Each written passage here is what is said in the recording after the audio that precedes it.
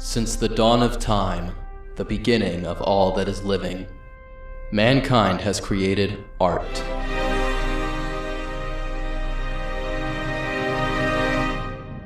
From the prehistoric cave drawings to the marvelous paintings shown in the Louvre, all of humanity's greatest achievements have led to one singular goal: creating video games where you press buttons in time to kick-ass music and watch a number go up. Yes, these pieces of fine art truly stand above shit.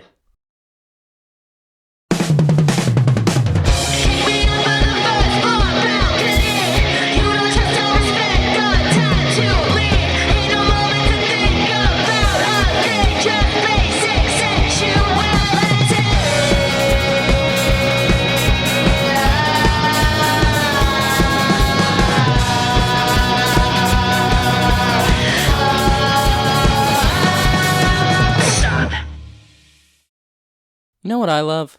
Rhythm games. You know what I suck at? Don't answer that. Rhythm games have been a part of my life ever since I got Rhythm Heaven on my Nintendo DS. You know, the one Beyonce played. Obviously I loved it. I mean, if I hated it, I wouldn't be here gassing up the genre in the first place. After some Rhythm Heaven and Parappa the Rapper addictions over the years, I did kinda fall off of rhythm games.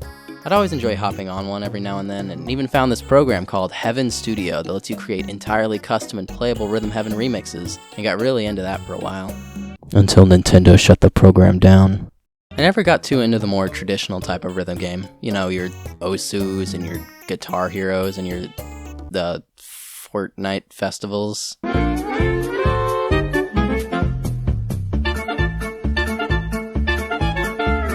All I really craved was the return to that addictive yet simple Rhythm Heaven style gameplay, and I thought I got exactly that when I saw the trailer for Rift of the Necrodancer.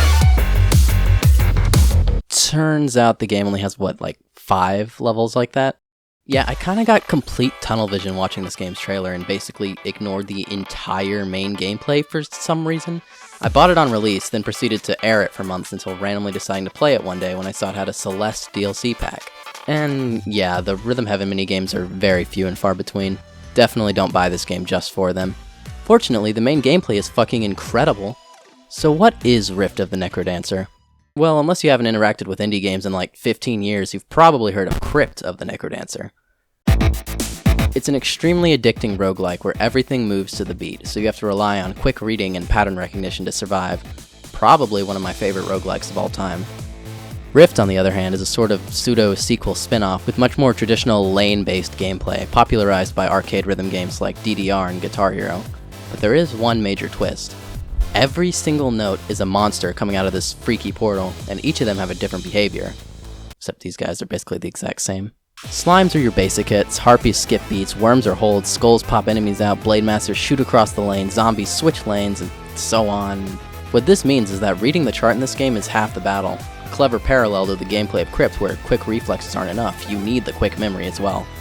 The story mode is decent fun with some fairly basic writing as an excuse to play all the main tracks, split up with the aforementioned Rhythm Heaven style minigames and some really fun punch-out style boss fights, which kinda kick my ass on harder difficulties, but ignore that.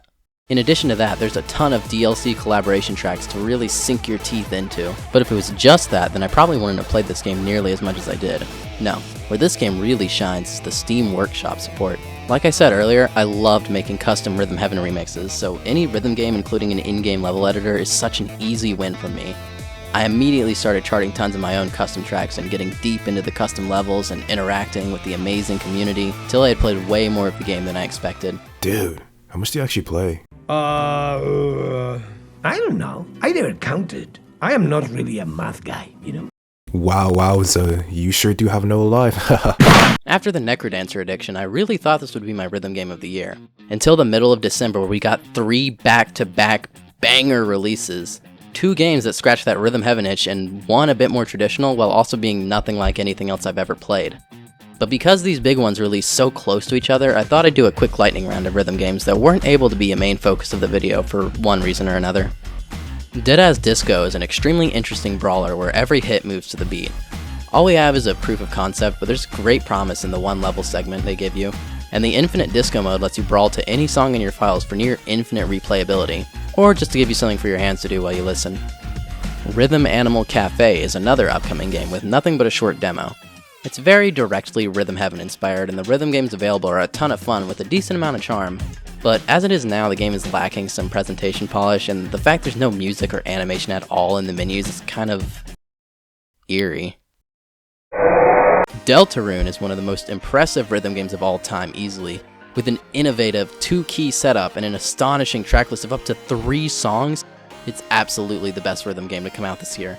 I had to make it an honorable mention so as to not take the spotlight away from the others. In all seriousness, there is this really cool fan game that massively expands the tracklist of this minigame. I recommend checking it out if you want a genuine Deltarune rhythm game. Last, I'd like to mention these 2 games which fully released this year, but I haven't actually played. Rataton is a rhythm roguelike type game made by the creators of Patapon, which, from the trailers, show it's got a very decent dosage of that same whimsical charm to it. And Beat Block kinda invokes some vibes of a Dance of Fire and Ice to me, with its simple yet addicting gameplay. Plus, it has a Steam Workshop, so it's definitely one I want to check out sometime soon. With all that out of the way, we can finally get to the meat and potatoes of the video, the big 3 of December 2025. Rhythm Doctor is a game that's actually been in the rhythm game scene for some time as an early access title, but it only got its full release at... Did I just unplug my mic? But it only got its full release at the tail end of the year, which is when I decided to finally pick it up. I honestly didn't have very high expectations for it, but somehow it completely blew my expectations out of the water and then some. The gameplay is deceptively simple. All you have to do is press one button on the 7th beat. Sounds easy, right? Well, what about when some of the notes are silent? What about when you have to hold a note? What about when you have to handle 2, 3, or even 4 rows at once? What about when the game is pulling this shit? It's like they took a simple concept fit for a single Rhythm Heaven minigame and fleshed it out so far beyond that with constant mix-ups and a shockingly engaging story with really fun and memorable characters. There's plenty of levels for the main story, and in addition to that, there's a nighttime remix variant of most of them. And even some extra collaboration oh, whoops, that's spoilers. And there we go. Phew. Crisis averted. Once again, this game has custom level support, and this editor is damn powerful. Some of the levels I've seen so far are actually mental, making use of every trick the main game utilizes and then some. Unfortunately, the actual workshop is pretty limited in song choice, because you need express legal permission to use songs for levels uploaded there. Luckily, there are other resources to find customs without this restriction if you look around online a bit. Toby Fox's label denied usage on the workshop, so of course there's like 80 different Undertale and Deltarune tracks on this one website. I haven't dived into making my own quite yet. It's a bit more complicated than a rev chart after all, but the passion is there, and I can see myself coming back to this game for a long time just to see what people are cooking up. But on the horizon, there was another highly anticipated rhythm game releasing just a few days after this one. And it was called...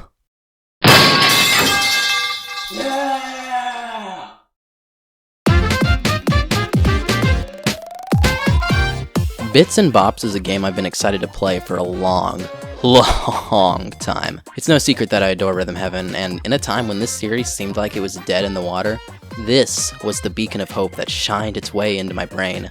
Now we're living in a timeline where the real series appears to be alive at the same time that this game has finally released, and it's proof that God is real and the world has no problems whatsoever. And don't say the economy or Iraq or income inequality or racism or Brett Kavanaugh or air pollution or Vietnam or slavery or Watergate or capitalism or Me Too or homelessness or police brutality or homophobia or Monica Lewinsky or school shootings or Native American genocide or Fox News or Tim Allen or climate change. And honestly, Bits and Bops is pretty much everything I could have wanted from this game.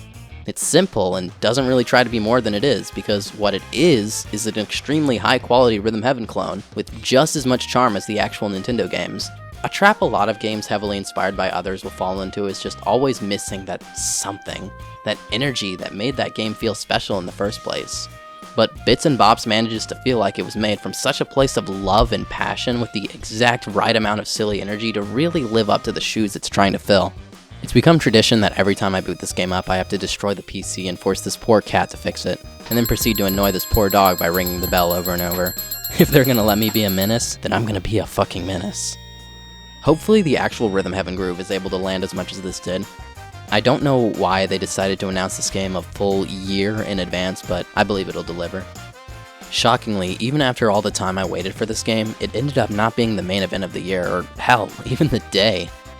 It's actually kind of a very bold move for Bits and Bops to shadow drop on the same day as another rhythm game with a lot of hype and anticipation behind it. One that really can't be beaten. You could say, it's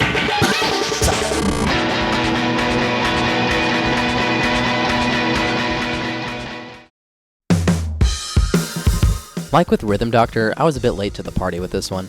I only found out about it around 8 months before it came out, despite there being a playable demo for at least 4 years. But the moment I saw it, I was instantly hooked. It just had so much sauce, and I knew I had to play it. I followed the development up until I'd almost released, then it was delayed by a month the day before it was supposed to come out. But I patiently waited that extra month anyway, and bought the deluxe Breakout Edition because it has an original Jamie Page song? Are you kidding? And it kicks ass too! Jamie, put this shit on vinyl.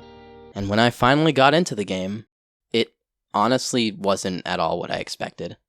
Now before I say anything else, the arcade mode is fantastic all around. The music is amazing. The gameplay, which is basically just Muse Dash, is super fun and addicting. And the visual sauce is through the roof. But arcade mode is only half the game. The other half, the half the game proudly wears on its sleeve, is a lot more interesting.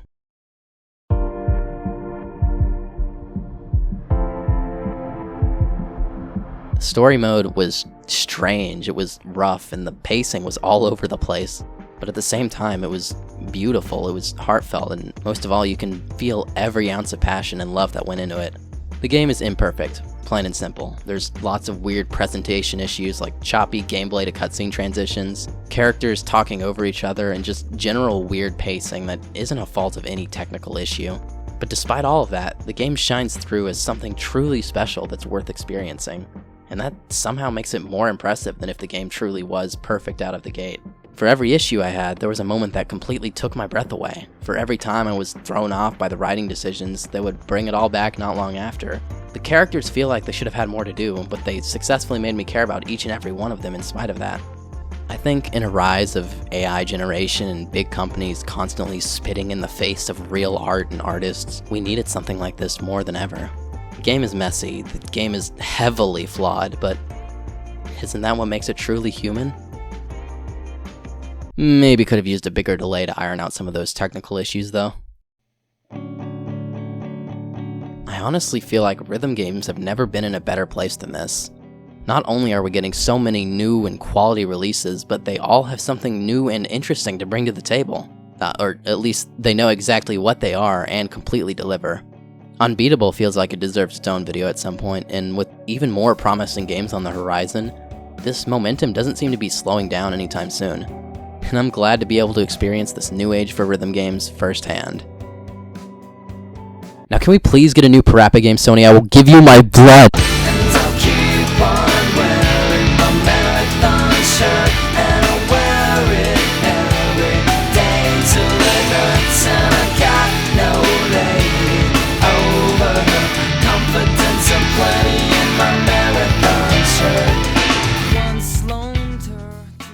Yeah, it's pretty awesome, but when we gonna play some fucking Lethal Company?